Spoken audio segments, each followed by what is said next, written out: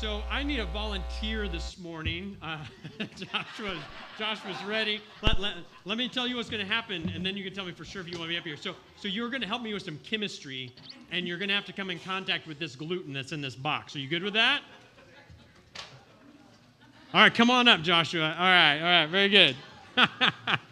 So I really love science. I particularly love chemistry. I studied it in college. I've gotten the privilege to help some high school students through it several times. I'm tutoring a group of kids right now. Go ahead and come on up here, Joshua. And what I need you to do right now is just hold on to that, okay? All right? And so whenever we're teaching chemistry, one thing I like to say is it's complicated, right? Because we're talking about things that we can't actually see and touch. And we're also doing math. Do you like math, Joshua? No. Okay. So and that's a lot of people's story. They don't like math, and we're also dealing in like incomprehensible numbers and unfamiliar units, and like one of the units that we use in chemistry is the mole. And now that's not like the furry little animal that you hate that digs up your yard, but it's a scientific unit that is equal to 6.022 times 10 to the 23rd something. So I think that's up there. And if you don't know what that is, that's 6 followed by 23 zeros. So that's a really huge number. And the reason that they do that in chemistry is because again, we can't see and touch one atom, but we can see and touch 6.022 times 10 to the 23rd atoms. And I can't weigh one atom of carbon, but I can weigh 6.022 times 10 to the 23rd atoms of carbon and find out that it weighs 12 grams. And so it's a lot easier to say 1 mole than 6.022 times 10 to the 23rd, right? So we use a mole. Now, usually when I share that with people, it's kind of like you guys this morning, everyone's eyes glaze over. And they're like, I don't understand, I don't care, right? And so that's why I teach it this way. So you've got some Hertz donuts here in your hand. We're gonna open this up here. So I don't know if you've ever had Hertz donuts, but they're huge and they're beautiful. We've got some that are the Homer Simpson. There's some original glaze. There's one that they call chocolate rain in there. So anyway, there's some cool donuts. So how many donuts do I have there, Joshua?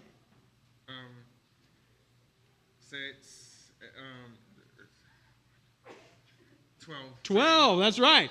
So we got 12 donuts in here, but what if I told you that we have a dozen donuts in here? That's right. But you just told me it was 12, and I just said it was 1. How can it be the same thing? Because a dozen equals 12, right? So it's the same thing. Just like a mole equals 6.022 times 10 to the 23rd. So that's why I use donuts to teach this, to help people understand that it's just a representation of a different number. And even if we still don't get it, at least donuts make our suffering a little bit better, right? So you can have these. These are yours. Right. But all I need you to do for the rest of the morning, whenever I say Hertz donut, I need you to hold that box up for me. Can you do that? Yeah. All right. Okay. You can do it now. Let's give him a hand. Thanks for helping me out today. So today, we're continuing our series on Jesus' Olivet Discourse, which is just a fancy way to say a really long section of things Jesus said in Matthew 24 and 25. So if you want to find Matthew 24, we'll be in verse 9 here in just a minute. But in this section of Scripture, Jesus is talking to his disciples and us about some things that are hard to understand, some things that are complicated, some things that we can't see and touch. But just because we can't see and touch them and it's hard to understand, that doesn't mean we all don't have feelings about them. Right? We all have feelings about donuts, probably, and we all have feelings about the things Jesus is talking about. And maybe you're here today and you feel a little bit like Samwise Gamgee from The Lord of the Rings when he heard some things like we're talking about, and he said this, I didn't hear nothing important. That is, I heard a good deal about a ring and a dark lord and something about the end of the world, but please don't hurt me. Don't turn me into anything unnatural, right? So we don't know exactly what all this means, but we just don't want it to hurt us. And as we look at what Jesus says, particularly in the section we're going to look at today, he's going to talk about hurts. He's actually going to talk about suffering. And he's going to tell us that it hurts, don't it? Right?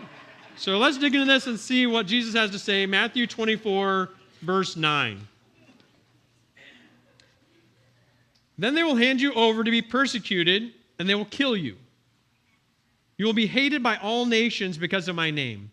Then many will fall away, betray one another, and hate one another. Many false prophets will rise up and deceive many, because lawlessness will multiply and the love of many will grow cold. And so in this first section, both what we read last week and what we're reading right now, Jesus is talking about the general conditions of the world. Last week we talked about the fact that there's going to be deceptions and lies, that there's going to be wars and rumors of wars, there's going to be famines and epidemics and earthquakes.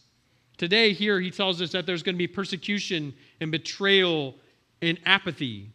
And we look around our world today and we see those things, don't we? Matter of fact, we don't have to get very far down our news feed to realize that the world is in a crisis. I don't know if you saw the news today, but Israel's been attacked. And I know that creates feelings and emotions, and we're trying to sort out what that means. And so we look at that, and we can have different responses. You know, the fact is that the things Jesus talked about, wars and famines and apathy, those have been going on since before Jesus said those things until now.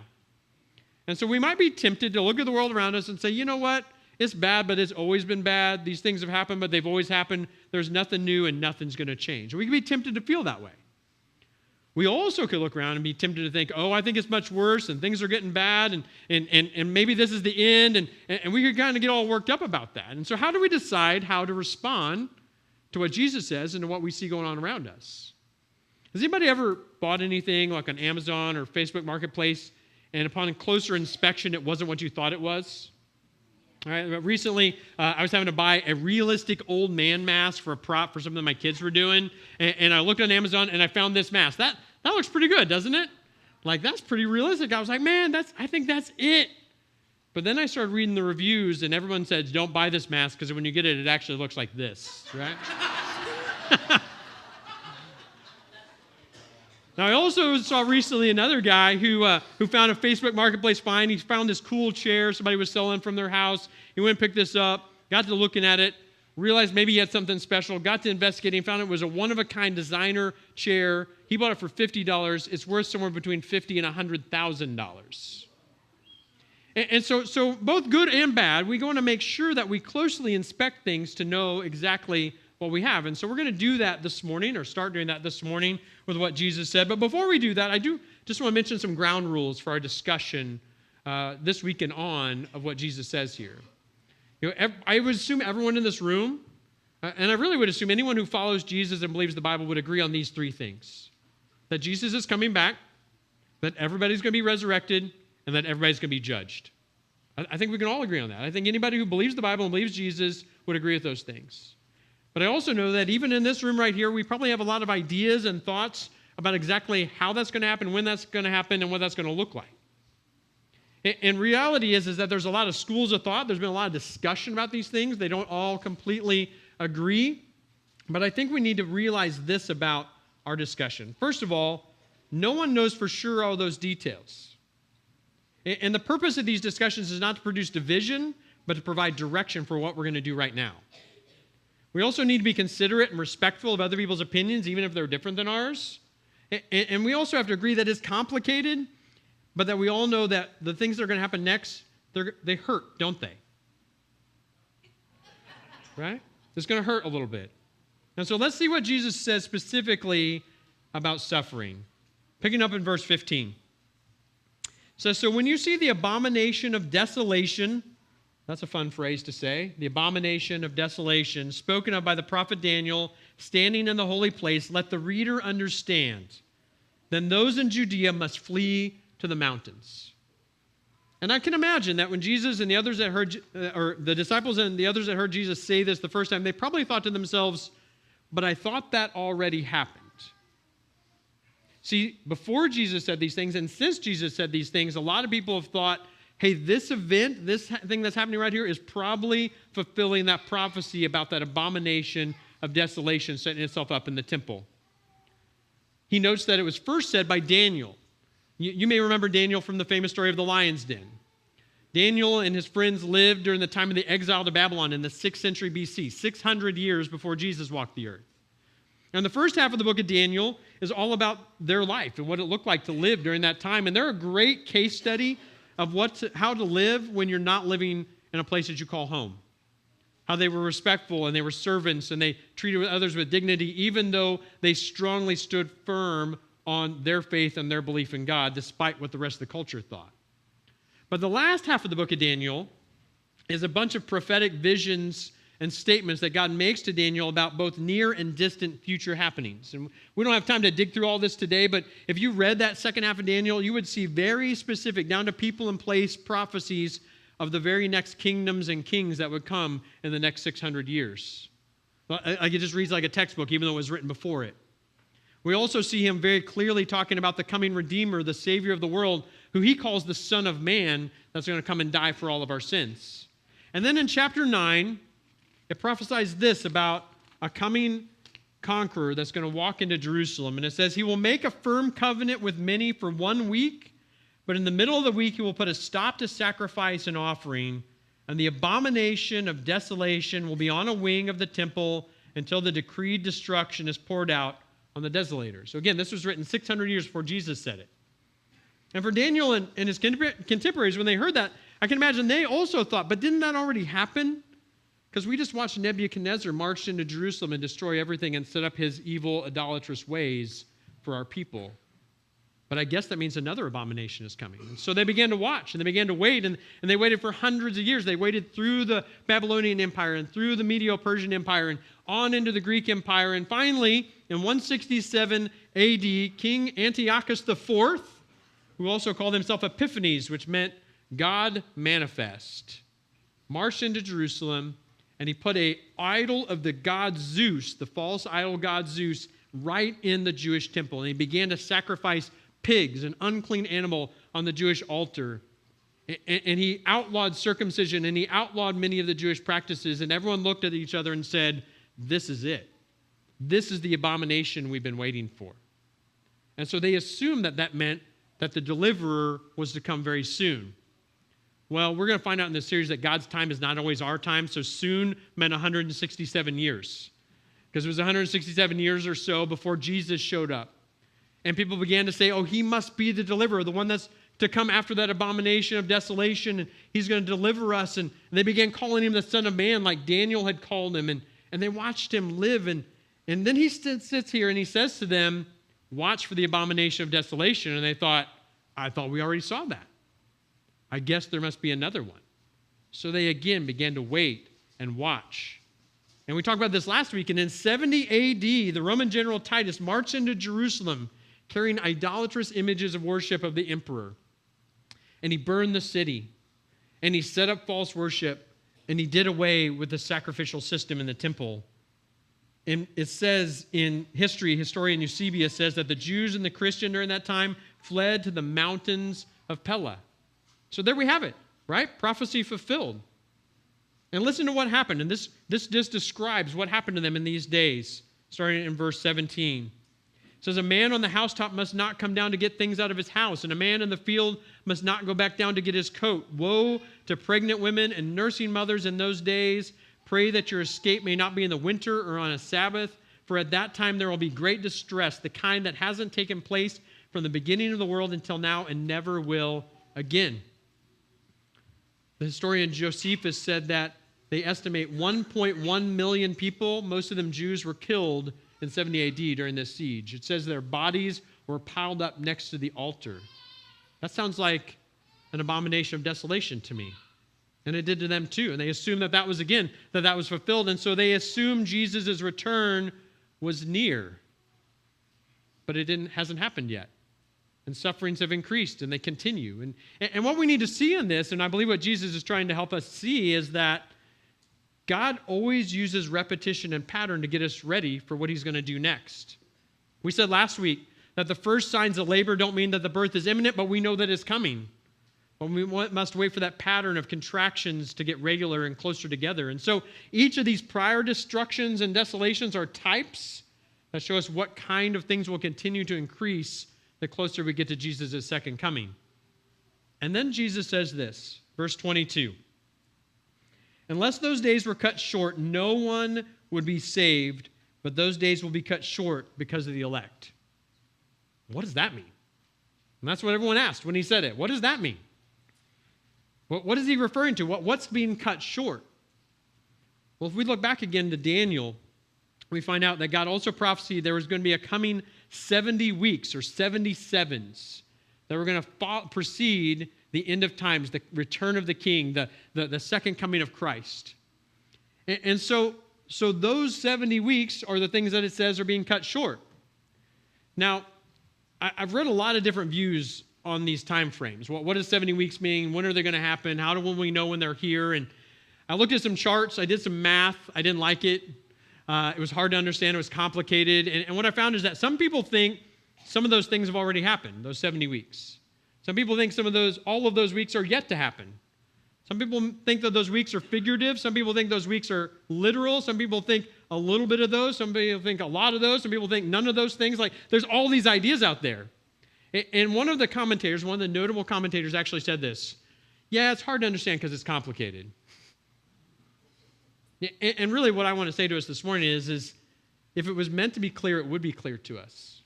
So what we need to understand is, what is Jesus really trying to say? And I think he would tell us this, is that it means that God limits and controls and sets the timetable. We don't have to worry about that.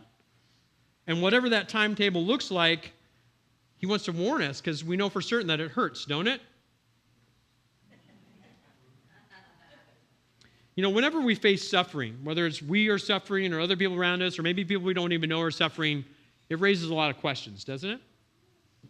And the first question we always ask, I think, when we have suffering is why? Why is this happening? Why would God allow this? Why would God even say that? Why would he predict this and then let it happen? Why would God do that? C.S. Lewis, in his classic work, The Problem with Pain, he said this is what we often struggle with when we're trying to figure out suffering. He says, we often think if God were good, he would wish to make his creatures perfectly happy. And if God were almighty, he would be able to do what he wished. But the creatures aren't happy. Therefore, God lacks either goodness or power or both. And this, again, as we struggle with this is our problem with pain in its simplest form. Why would God do this? You know, anytime we see a tragedy, why did the Challenger explode? Surely somebody's at fault. We got to find that out. Why did this happen? Why did 9/11 happen? If we had been more vigilant and we'd been more aware and we'd worked harder, maybe we could have averted that. Why did that happen? Why did the nuclear reactor get overwhelmed in Fukushima after the tsunami? What if we built better seawalls? Why didn't that happen? Why do we see an increase in shootings, and particularly at schools? Why is that happening? And that question, why, always leads us to want to find a cause, doesn't it? We want to know why this happens so that we can answer the next question, when? When can we fix this, stop this, see justice? When is this going to get fixed? And I just want you to know, as we go through Jesus' words, we're going to deal a little bit with the when questions. But I think the biggest when question we need to ask is, when this does happen, what are we going to do about it? And who are we going to do something for in those moments? Because I believe Jesus wants to move us from cause to response. Let's jump back here to verse 10. I want you to hear again some of the things Jesus said here. It says, then many will fall away, betray one another, and hate one another. Many false prophets will rise up and deceive many, because lawlessness will multiply, the love of many will grow cold. But the one who endures to the end will be saved. This good news of the kingdom will be proclaimed to all the world as a testimony to all nations, and then the end will come. Jesus tells us there's going to be suffering. We know that. But he also challenges us to look around at those suffering and ask, what should we be doing for them? To look at those who are the most vulnerable and say, how can we come alongside them in their suffering? Look at those who are lost and heading in the wrong direction and say, how can we reach them with the good news of Jesus? We need to move from cause to response. You know, when we focus on the problem of pain, we tend to miss the people. I want you to imagine today that you ate all of the donuts that I gave Joshua, okay? And at the end of eating all those donuts, you found that you have a toothache, okay? Can you guys imagine that pain right now, right? And so let's say this is the worst toothache you've ever had, and we're just going to assign it a random amount of X, right? So you have a toothache magnitude X. Now let's imagine you have that, but let's also imagine that I have the same toothache that you have. So my toothache is just as bad as your toothache. I have magnitude X. If we were to think about the sum of human suffering in that moment, would we say that someone has a toothache magnitude 2X? No, we wouldn't. We say, you have a toothache at X, and I have a toothache at X. It doesn't mean that we have a sum of pain, but it does mean that we both have pain. And when I see you, I want to let you know that I know that it hurts, don't it? So we don't want to miss people for the problem, because people are the point. And so what do we do about the suffering that we see? What do we do about the suffering that Jesus says is going to come and increase? Well, he tells us right here, the first thing we do is remind everyone of hope. Every time I'm involved with a funeral, this conversation seems to come up, particularly with those, who have a loved one who's went on to be with Jesus, who knew the Lord. We say, man, this hurts. This is painful. This is difficult. I don't know how I'm going to get through this, but I do know that they went on to be with the Lord, and if I trust in the Lord, that I get to go on to be with the Lord, and I get to see them again. See, our hope is beyond this world and beyond the suffering that we're going to experience here.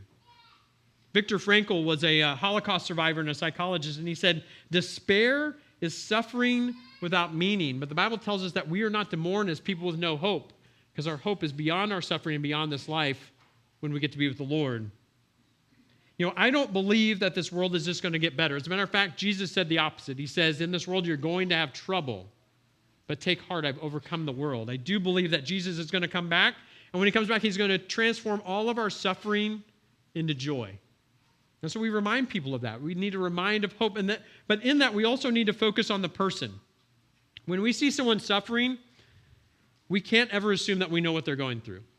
Even if we went through something similar, we can't assume that we understand their pain. I was reading a story recently about the Sandy Hook tragedy, and as that happened, there were some survivors from Columbine who came to spend some time with them. And as they got up and they spoke to the people from Sandy Hook, this is what they said. They said, we don't know what you're going through. We know what we went through, and we know how it hurts, but I don't know how this hurts you, but we want to come and be with you in your pain, in your suffering. And it illustrates this really good point, that maybe the best thing we can do for those who are suffering is just show up. There's this movie with Ryan Gosling in it called Lars and the Real Girl, and it's this surprising picture of what community should be like. And there's this moment when someone is sick and they're trying to figure out what to do about it, and these old ladies show up at Ryan Gosling's house with their knitting needles, and they come in, they sit down in the living room, and he's like, I don't know why you're here. And they said, oh, well, you're facing a tragedy, and this is what we do when we face a tragedy. We come over and we sit. And I think that's beautiful. And sometimes that's the best thing you can do, is just show up and be with somebody in their suffering. Some university students were doing a research project on pain. And so they took people and they made them put their feet in icy cold water and see how long they could stand there. Anybody want to sign up for that study? But this is what they found, is that if you let them bring a friend to sit with them, not to have their feet in the water too, but to just sit with them in the room while their feet were in the icy cold water, they could last twice as long. See, suffering isn't quite as bad when we have someone with us. And so that's why when we see suffering, we should show up. Our presence matters. But ultimately, I know that whenever we see that, we also want to go, well, but what should we do? And I would just tell you this: serve in simple ways. Look for those little, obvious, visible things that you can do for people. As they have researched and interviewed people who went through tragedy and suffering, they said, what are the things that people did for you that meant the most? And beyond just showing up, they said, they brought us food. They mowed our grass. They gave us notes. They gave us thoughtful gifts. They just did simple, everyday things, and it meant a lot. And what I love is I watch our church, our congregation, and people go through suffering. I watch you guys do that so well.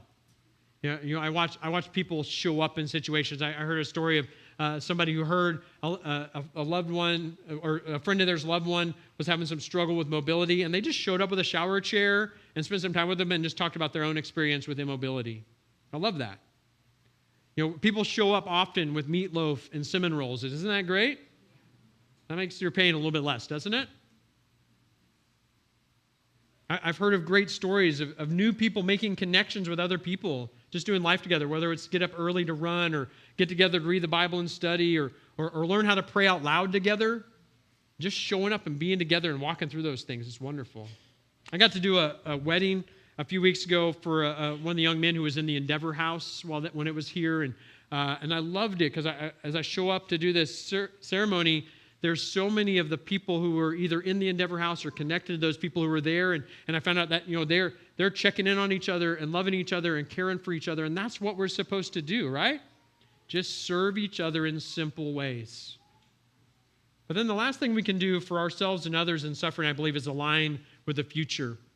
There's this movie called Hail Caesar where the main character is played by Josh Brolin, and he's got all of these terrible things going on in his life that he's trying to pull back together and fix all these crises. And there's this organization that's working against him, and they call themselves the future. And there's this beautiful moment where his assistant runs in and says, "Mr. Mannix, the future is calling." And he's like, "Oh no," because nobody wants to know what's going to happen in the future if it's bad.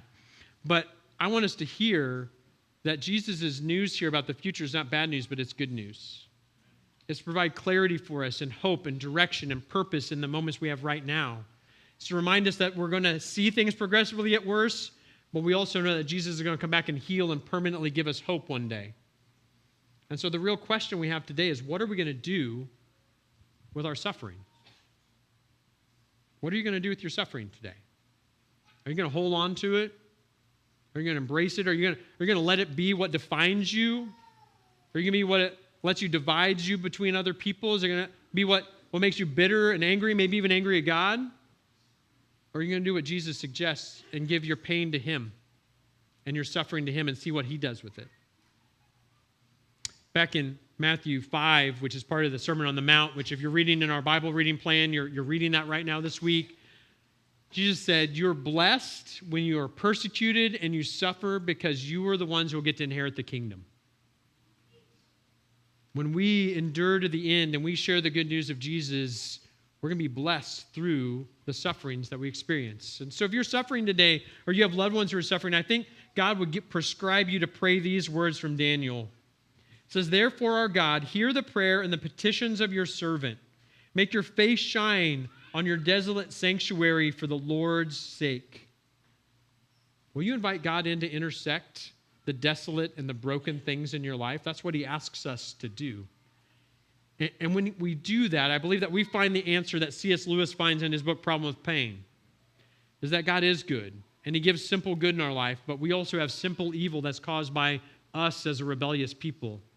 But God always loves taking those two things and working them out for His complex good, which looks like us admitting our sin, accepting our suffering, and asking Jesus to apply His sacrifice to our life. Have you done that? And if you have done that, are you sharing that hope with others in the midst of their suffering? And while we wait for Jesus to come back, and next week we're going to talk about how Jesus is near and how He wants to walk with us through these things, in the meantime, will you show up and share hope and maybe bring some donuts? Would you guys stand with me?